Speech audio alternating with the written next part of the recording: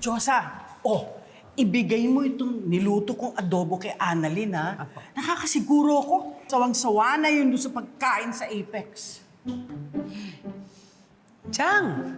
Makareact naman kayo. Kala nyo isang buwan na na-confine si Annalyn doon sa ospital. Isang araw pa lang ho. Huwag ko kayong mag-alala. Bibigay ko sa kanya. At huwag mong kakainan yan, ha? Kilala kita.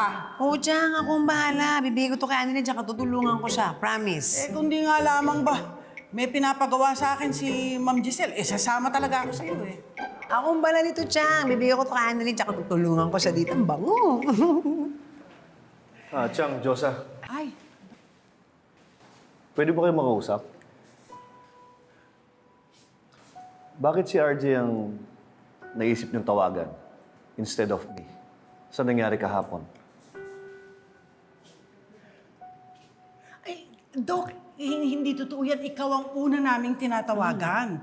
Kanya lang hindi ka sumasagot Mukhang meron kang inooperahan. Doc Carlos, pasensya na ho kayo ha. Pero kasi ho talagang tinatawagan ho namin kayo. Kaya lang ho hindi ho kayo sumasagot. At saka ho nasanay na ho kasi kami na sa tuwing may mangyayari kay Annalyn, si Doc RJ ho talagang tinatawagan namin. So, iniisip niyo pa rin na pamilya sila? Doc, hindi naman ho sa ganun ho yun. Pero talaga naman ho tinatawagan ho namin kayo kahapon. Hindi ho kayo sumasagot Pasensya na. I'll be frank with you.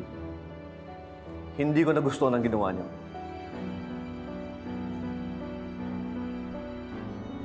Carlos, may problema ba?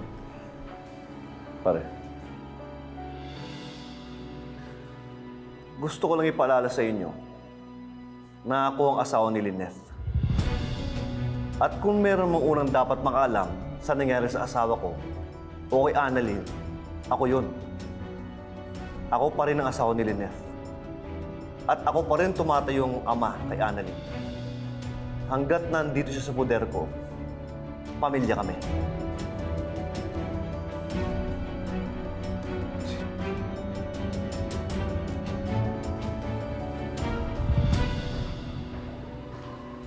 Diyosa, ano yun? Paano mo naman nasabi na nasanay kang si RJ yung una mong tinatawagan kapag may problema kay Annalyn? Siya ang asawa Siya ang tatay-tatayan ni Annalyn. Siyempre, magtatampo yun. Ano ka ba, Michael?